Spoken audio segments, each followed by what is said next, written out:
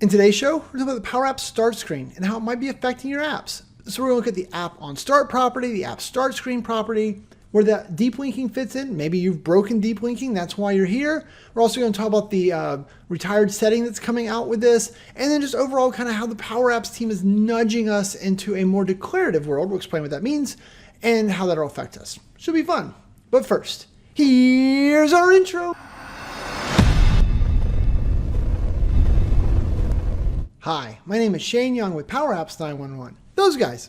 And today, we're going to dive into the Power Apps start screen. So this is a new property. For me, it just showed up yesterday. I know it's kind of rolled out more than that. And if you're watching this a year from now, you're like, whoa, yesterday is a long time ago. Anyway, doesn't matter. But so the idea of this screen is instead of us having navigate in our App.OnStart or having to drag a certain screen to the top of the tree to get it to work, this screen is going to let us specify what the app should go to, no matter where the screens are ordered. And we can even do some different types of logic.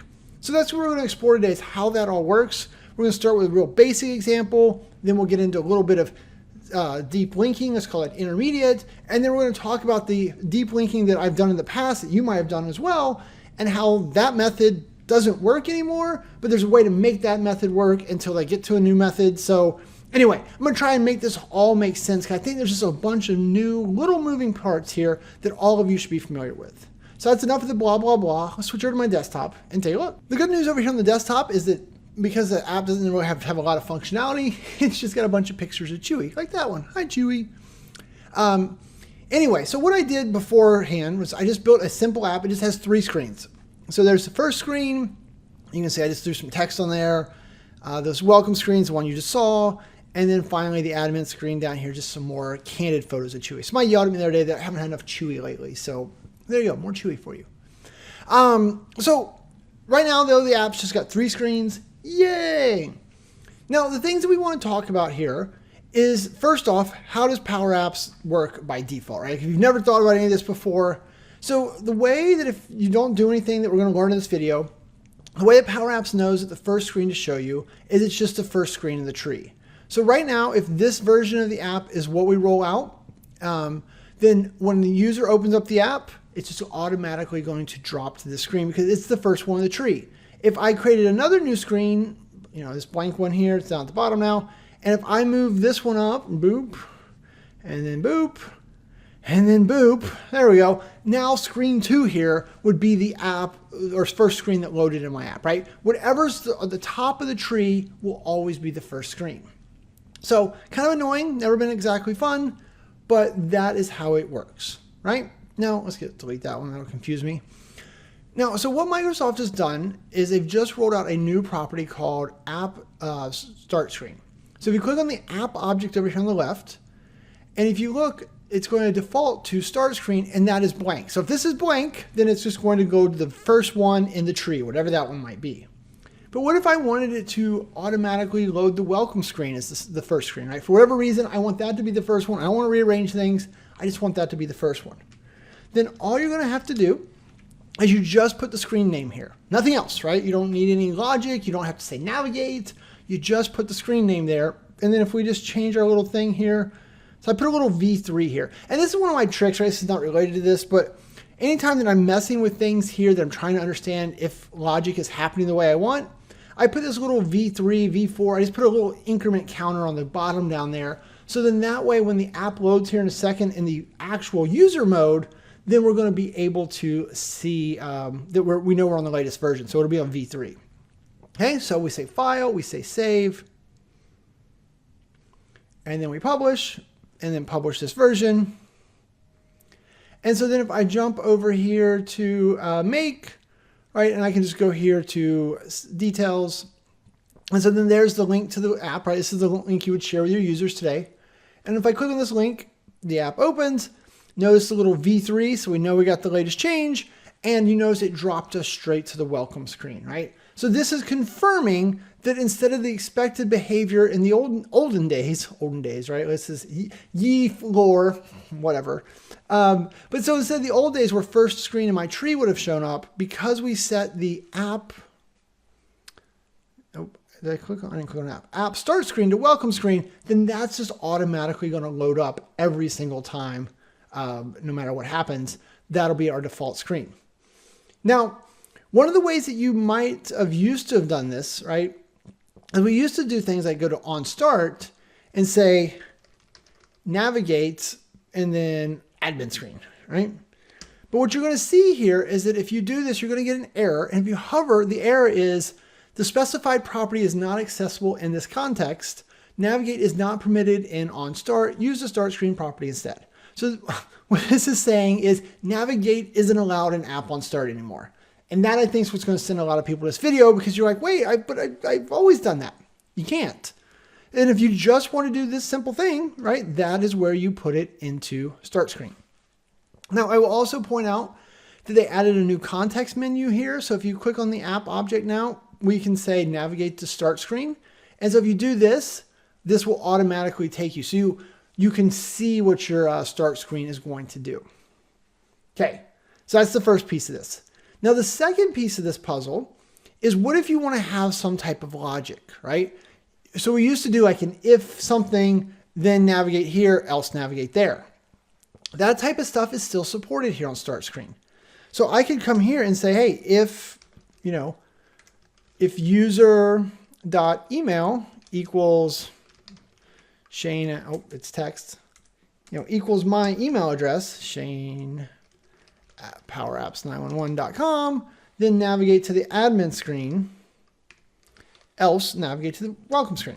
So the key is that you can have an if statement, and this can call a function like this. This could call a data source, right? It can do some different things, but you can do some type of logic test here. And then as long as your output of that logic test is either admin screen or welcome screen, one of your screens, then it's going to fire. And so then now if we do this, we can test it, right? This is one of the smart things to do. Go to a different screen, and then we'll go up here, say app, navigate to start screen. Look at that. It took us straight to the welcome screen. Yay! So we know that we got that logic correct. Okay? So that's going to be another component of this for you guys, is that you can put if logic in here.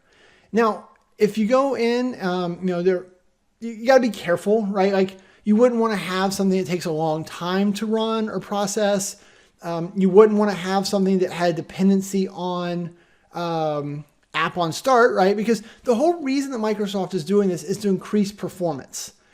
What was happening was we were writing these really big formulas where it was like, blah, blah, blah, blah, there's like 1,000 things. And at the very bottom of App.OnStart, it was then navigate. And so they were having to defer the loading of the entire app until that whole App.OnStart ran so that it knew where to go, which as a developer, right, was easy, right? We're like, yay, I don't care that it takes a long time, but your users don't want to wait. So Microsoft's trying to do things to, help nudge us in the right direction.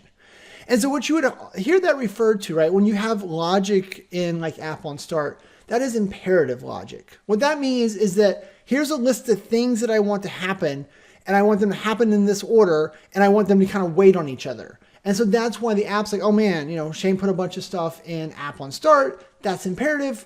I gotta wait until all that's done before I can move forward. Whereas when we go to this start screen, this is called declarative. So this is just a, way to return a value here, right? So whether we hard coded it, we have some type of if logic, we're not forcing things. We're not running commands and then having the app react to it like sets and navigates and things like that. We're just saying, hey, here's an if formula. Power Apps, you figure out when this changes, and when it changes, or whatever the value of this is based on the data, then move to the place. So this is what we call declarative.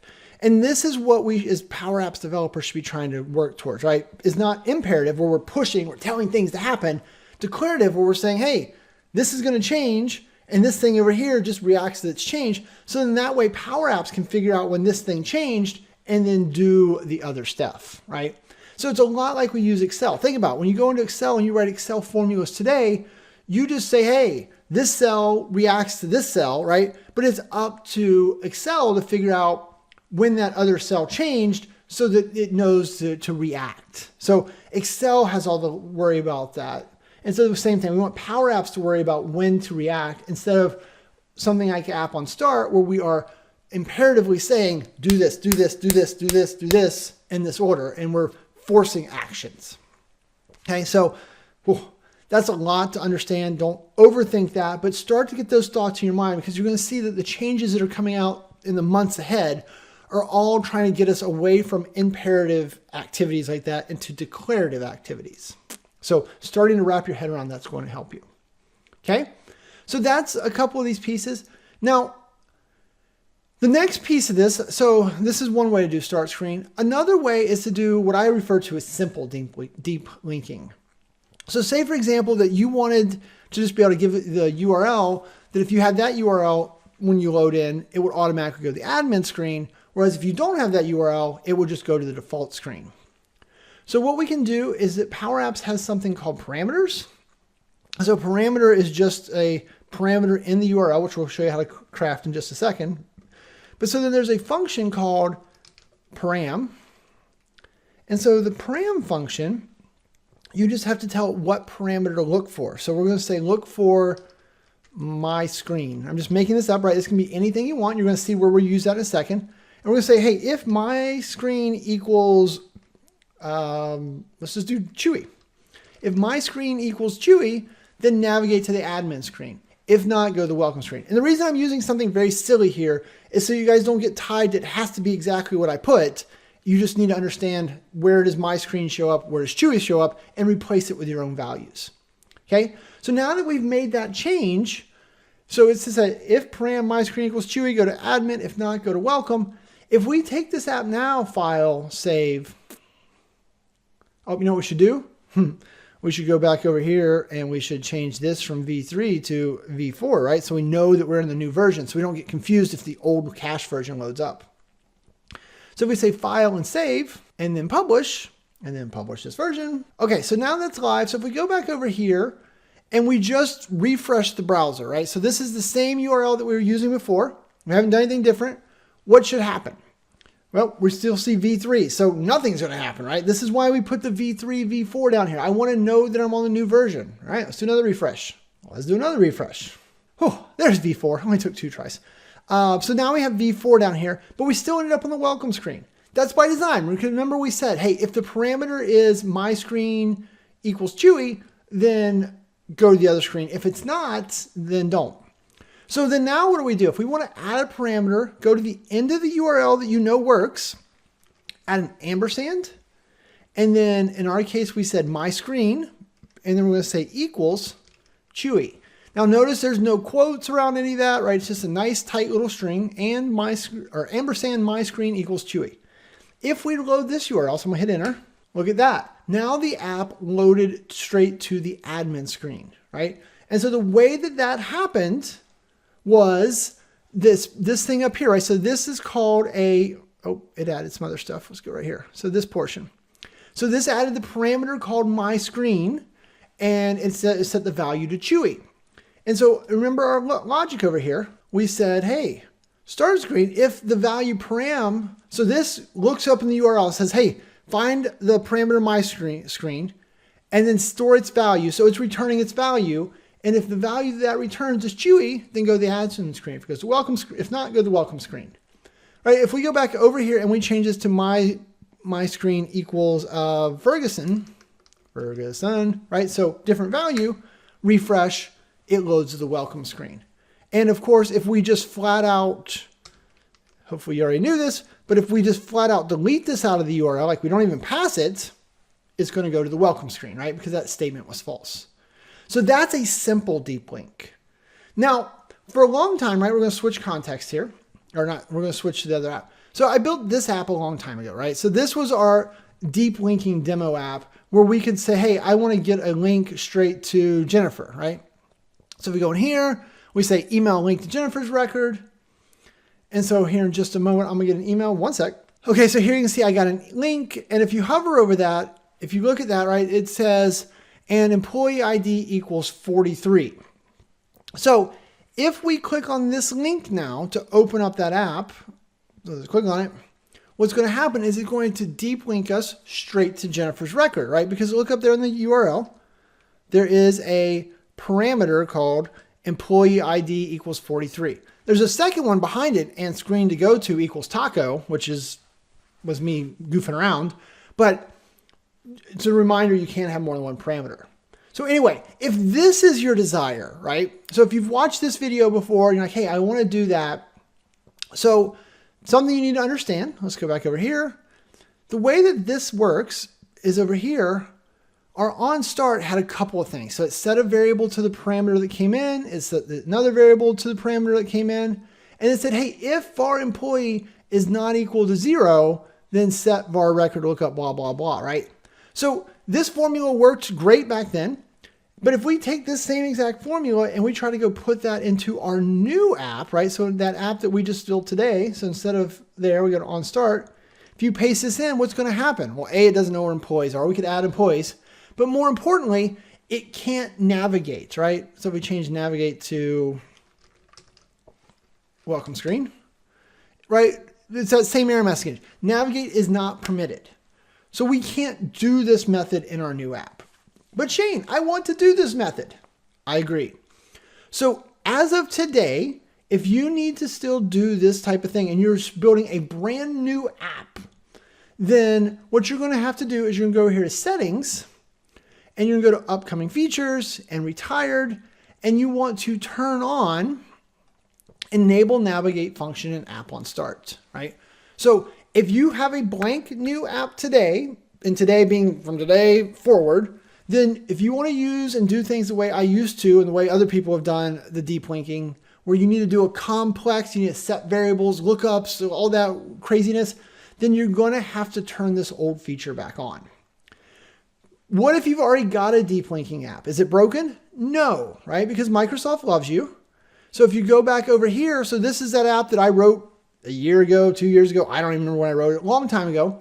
If we look, when Microsoft rolled out this new version, what they did was for this app, they automatically, for me, turned on this feature. So I didn't turn this on, right?